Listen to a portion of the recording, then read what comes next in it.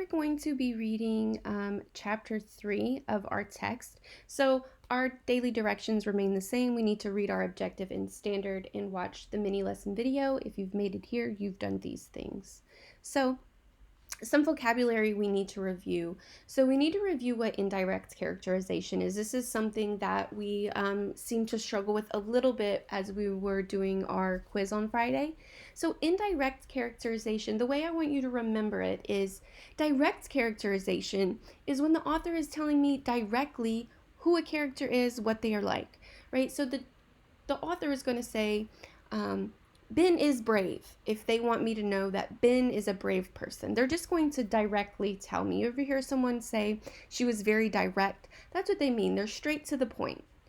Indirect means that I'm not going to tell you who they are. You're going to have to make some inferences. So indirect characterization, the author shows the reader what the character is like. So instead of saying Ben is brave, they're going to describe something. So maybe it's an action. So let's look at our example. Ben barely flinched as his arm scraped the broken glass window and he pulled the baby from the burning car to safety. So Ben barely flinching is an action, right? He's not scared. He's not moving away from the fire or the broken glass. He's just going in. He knows he needs to save a baby. So this suggests that he is very brave. He was not scared. Okay? In character traits, this is also a word we need to be familiar with. So a character trait is a personality characteristic or an inherent value. So what that means is it's something that is just a part of you. So it's something that you're born with. Maybe it's a moral or a value that you have that was instilled in you since you were really young. So an inherent value that someone has, which they are unlikely to change, and that helps them make them an individual. So it's like a moral characteristic. It's not something that's easily changed. I want you guys to remember the saying we talked about at the beginning of the year. Traits are tried and true. Feelings are fleeting. So feelings come and go. I could be happy and then someone can make me laugh, and I could be sad and then someone make me laugh and I'd be happy, or someone could say something that makes me really angry, but that changes throughout the day. Some of us have several different feelings in an hour, right? But a character trait doesn't change. It's something that's tried and true. It's a part of who you are, okay? So that's really important to remember when we're thinking about character traits.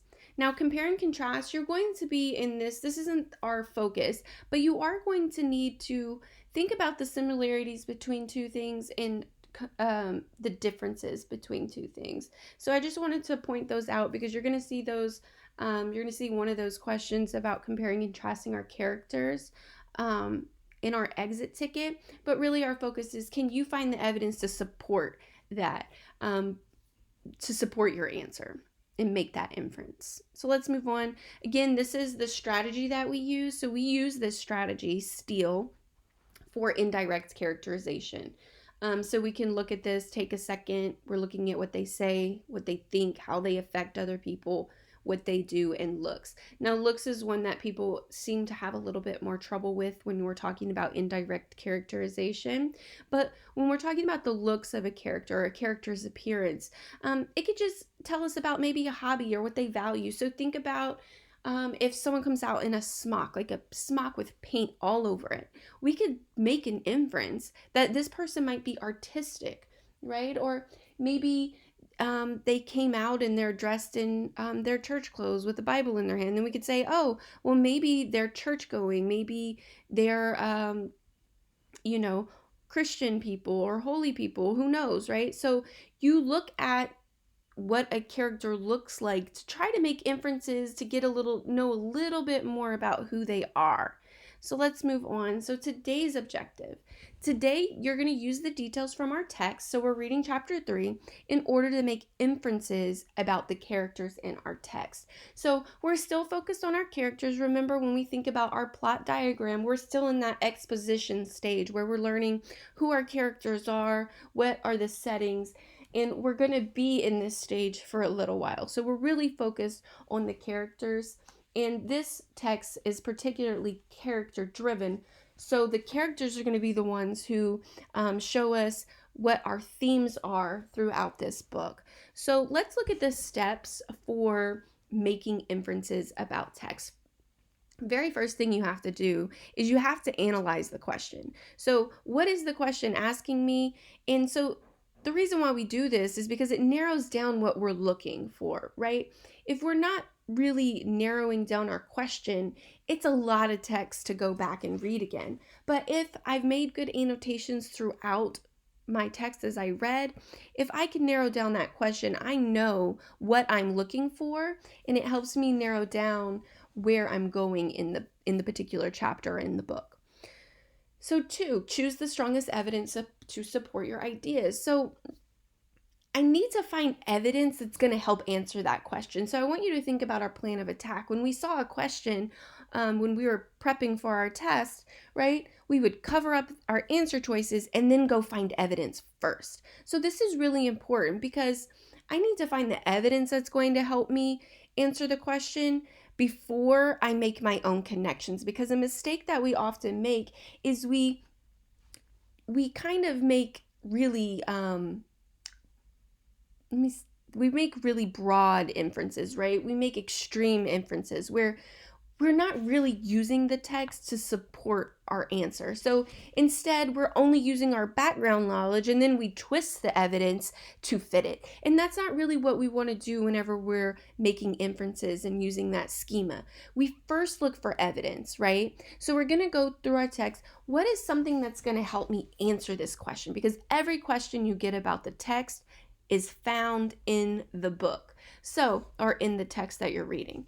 So you're going to go back and you're going to find out evidence. So the way that we choose strongest evidence is we ask ourselves, is this relevant? So does it connect to all parts of the question or to the ideas? Is it frequent? So sometimes the question is asking us about a fact. This often happens if we're talking about nonfiction texts, right? Whenever facts repeat themselves, or they talk about, if we're talking about a fiction text here, and they continue to describe a character in a certain way, right? Then that's frequent, and they're probably trying to stress to me that this is a trait about my character. So if it is frequent, and if it is specific, so if it is very detailed and exact, these are things that you can use, or these are measures you can use when you're trying to find strongest evidence. And one thing I really want us to look at this first one where it's relevant and connects to all parts of the idea, because sometimes you guys find really amazing evidence, but it's only amazing for one part of the question, right? So we need to make sure that the evidence supports the entire question and my entire claim. So then you need to think about what you already know. Once you've found your evidence, how can you make an inference based on this evidence? Well, you need to ask yourself, what are some things that I already know? So maybe I can make some connections to the characters. What do I know whenever a character says or acts this way, right? Or what do I know about what a typical, in this particular case, when we're reading One Crazy Summer, chapter 3, we're going to make a comparison about how Cecile, compare her to what a typical mother would be. So our connection would be, what do I know about what a mother should do? What is the stereotypical mother? What are they supposed to say? How are they supposed to act? And then what does Cecile do? What connection can I make there? And so that's what you're going to be doing today by the time we get to the end of this text. So that was just a quick little, that's what you're going to do. Connect the evidence to what you know already. Then you're going to put it together and you're going to make that inference. What does the text mean? How do I answer this question? All right. So we're going to go ahead and we're going to start reading, because in order for us to get to this part, we need to start reading chapter 3, and then we will come back here. For you, once it's time for you to actually read, the text is here. You'll just click this. Our audio is here. You will click that. And we'll talk about this classwork link once we are done. We have to read the text first, right? So let's go to One Crazy Summer. I narrowed down the chapters that we upload so you guys don't have to scroll through. I know that was becoming an issue for some of you, scrolling through all the chapters on your Chromebooks. So now we're going to just upload a chapter at a time. You still have access to the book in its entirety if you need it. If we're using more than one chapter, I will ask you to reference that link. So let's go ahead and start reading. I'm going to begin chapter 3 with you, and we're going to be making annotations. So remember, when we do novel study, we have typically a notebook, and we're just going to annotate over here in this text box. You are writing it. So the only reason why I have it up here is because I can split screen. But you guys, I want you to write it down on a piece of paper because you need to keep all of your annotations together. So let's go ahead and get started. Secret Agent Mother. So we first have to ask ourselves, what might this title be telling me about my characters? Okay, what do I know about a secret agent? What do I know about a secret agent? Secret agents are usually dressed suspiciously, right? They might have, I think of like Where in the World is Carmen Sandiego? I don't know if you're too young for that, but I think of her. She had the big hats, the coats, and her face was kind of covered. That's what I think of. So I wonder what this is going to have to do with our chapter. So let's keep going. Let's start reading. The Negro lady with the snappy oval bag didn't give us a glance as she click-clacked on by. That's fine with me, although I'd tell Big Ma otherwise if she asked, just to keep her from worrying. And I'd make it short and simple. I only get caught if I try to spin too much straw. So we're going to go ahead and we're going to stop pretty much as soon as we start it, right? Let's go ahead and let's put, this is page 2 of this particular document, page 2, paragraph 1. And we're going to stop and we're going to ask ourselves, what does it say about Delphine that she doesn't want to tell Big Ma so that Big Ma doesn't worry? It says if she told her, right, she would begin to worry, but she doesn't. She's just going to tell her the lady took care of us. Everything was fine, just so Big Ma didn't worry. So this is about our character. Remember, we're thinking about Steele. This shows that Delphine is caring. Right? She's caring. She cares more about making sure Big Ma is comfortable. She already knows Big Ma didn't like this trip, right? And Big Ma had a lot to say about it in chapter 1. She did not like it. So she doesn't want to stress Big Ma out. And if we remember in the last chapter, when they were bringing them, Big Ma saw this lady and she said, hey, these are my grandbabies. I want you to watch out and make sure they're taken care of. And so Delphine doesn't want to disappoint Big Ma by letting her know this woman did not do that. Now, we also want to stop because we've seen this before. She says, spin too much straw. What is that? What is that? That is figurative language. So it's still in the same page and paragraph. We don't need to add to that. We want to write, spin too much straw. What does this mean? Right? So spin too much straw. What is she doing? So this is one of those situations where I may have never heard this saying before in my life, right? But I can use context to make meaning of it. We know that she says, I'm going to keep it short and simple, meaning she's going to keep her lie short and simple to Big Ma. And she says, I only get caught if I try to spin too much straw. So if she makes the story too elaborate, right? If she adds too much to her story, then Big Ma would know she's lying. So this just means adds too much to her story or elaborates her story. So let's continue. With both feet safely on the ground, Venetta became her old self, her face shiny and searching. What do we call her? I'd gone over this with Venetta and Fern many, many times. I told them long before Papa said we were going to meet her. I told them while we packed our suitcases. Her name is Cecile. That's what you call her. When people ask you who she is, you say, she is our mother. Mother is a statement of fact. Cecile Johnson gave birth to us. We came out of Cecile Johnson. In the animal kingdom, that makes her our mother. Every mammal on planet has a mother, dead or alive, ran off or stayed put. Cecile Johnson, mammal birth giver, alive, an abandoner, is our mother. A statement of fact. So we want to pause here because that's a lot, right? That gives us a lot to think about when it comes to how Delphine thinks about Cecile. So we think about Cecile, Delphine is the oldest of the girls, and she does remember Cecile, remember when she flashed back in previous chapters. So when you think about how you would describe a mother, would you say that she's a mammal? I don't think so. I don't think that is how we would describe a mother, but it does make clear to us. So we want to add, we are still on page 2, but this is paragraph 4.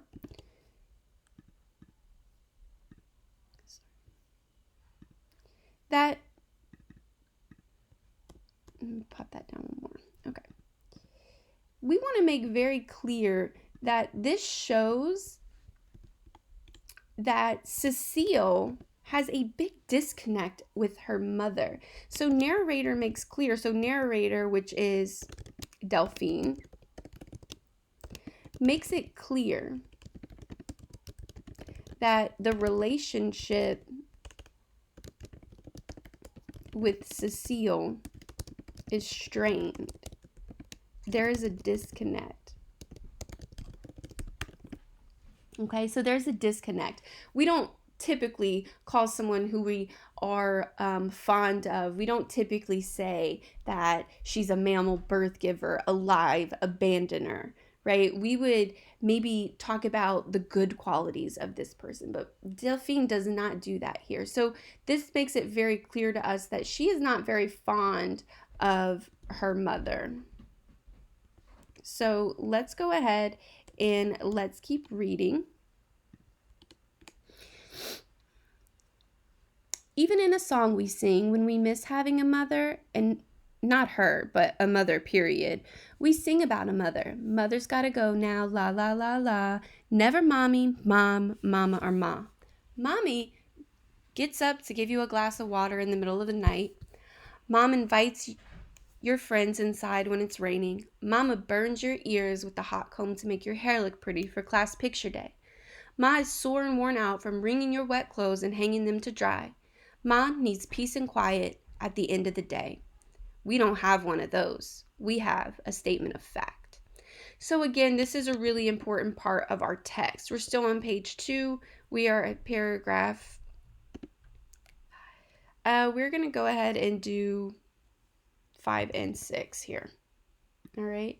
So we want to talk here about more specifically to what it is our character is feeling. So Delphine is telling us this is what a mom should do, right? This is what a mom should do. So this is for character and motivation because it's telling us why she's not fond or she's not affectionate towards Cecile, that she is just a statement of fact mother.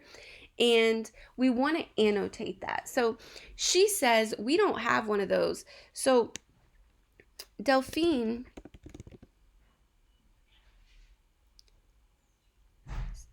says that they call Cecile mother because, and if we look up here, she's like never mommy, ma, mama, or ma. These are terms of endearment, but they're calling Cecile mother because there are no terms of endearment for her, right? She doesn't do these things described here. She doesn't do the things a typical mother would do. Therefore, they will not use any terms of endearment towards her. Meaning, and what that terms of endearment means would be things, so you call, maybe you have a nickname for someone that you love, or your mom has a nickname for you, or your grandma has a nickname for you. That would be a term of endearment, right? It's something special. It's something out of love. So let's continue reading here. Vanetta, Fern, and I stood next to the young red-headed stewardess, a sign to her hand. assigned to watch us until Cecile came forward. The stewardess reread the slip of paper in her hand, then eyed the big clock mounted on the arrival into Portugal, as if she had someplace else to be. She could have left me alone with my sisters. I certainly didn't need her. So again, we're going to talk about our character. We already know that Delphine is very mature and our caretaker. But remember, we talked about when things are repeated, it's probably important. It probably shows us that this is who our character is. So Delphine is mature and a caretaker. Again, we're shown this over and over again. So this would make a character trait of Delphine, a caretaker. A man in navy overalls swept garbage off the floor a few feet away from us. He went about his job with no expression, sweeping cigarette packs and gum wrappers into a dustpan that he emptied into a large trash can. If I were him, picking up after people who carelessly drop stuff on the ground, I'd be nothing but angry. They call it littering when you carelessly drop things. They call careless folks who drop things by a cute name, litterbug. There's nothing cute about dropping things carelessly. Dropping garbage and having puppies shouldn't be called the same thing. Litter. I had mine to write Miss Webster about that. Puppies don't deserve to be called litter like they've been dropped carelessly like garbage. And people who litter shouldn't be given a cute name for what they do. And at least the mother of a litter sticks around and nurses her pups no matter how sharp their teeth are. Marion Webster was falling down on the job. How could she have gotten this wrong? Vanetta asked me again, not because she was anxious to meet Cecile, but Vanetta asked me again so she could have her routine rehearsed in her head, her curtsy, smile, and greeting, leaving Fern and me to stand around like dumb dodos. She was practicing her role as the cute, bouncy pup in the litter, asked yet again, Delphine, what do we call her? So we want to stop here. Remember, a character's actions is a type of, that's indirect characterization, and so is thoughts. And we have thoughts from our narrator, and we have Vanetta's character traits, her actions. So page 3, paragraph 1, 2, 3. So this is about our character traits. So Vanetta is rehearsing what she will do and say when she meets Cecile. Now the why is important. So remember, C, motivation is why someone does something. So this is the motivation is going to tell us about our character. So Vanetta is rehearsing what she'll do when she sees and meets Cecile for the first time, because she wants to impress Cecile with her cuteness, right? Remember, we talk about, we've heard that Vanetta is a showboat previously in different chapters. So this just helps build on that. So Vanetta's a showboat. She wants to be the cute, bouncy daughter that Cecile has. So that's what this is saying. So our motivation here is that she's doing this because she wants to impress Cecile. So I'm going to go ahead and I'm going to stop here. This is a pretty short chapter. We read about halfway through. I want you to continue annotating like this. We're really focused on our character and our motivations in the text. So as you continue reading this, you're going to pay attention to the girls and what happens when they meet Cecile. You're really focused on that indirect characterization. You're going to use these to make inferences about who these characters are and maybe why they had the specific reactions or actions to meeting Cecile. We're also going to meet Cecile here. And I want you to think about our title. Why was it titled Secret Agent Mother? Pay attention to what she looks like. So remember, we talked about L on that still chart looks. What might this say about Cecile? That needs to be annotated. I need to see evidence of that. Also, who is Cecile as a person? We're going to be introduced to her. We were given thoughts of our narrator, right? She told us what Cecile doesn't do. She told us that Cecile abandoned them. So we already have thoughts of our narrator that can help us understand what kind of person Cecile is. But we need to understand who Cecile is through Cecile. What is their interaction with Cecile? What is the effect that Cecile has on the girls when she meets them? How does she act towards them? So we want to make sure that we do that. Go ahead and if you have any questions, leave me a comment in the private comment section. Hope you guys have a good day.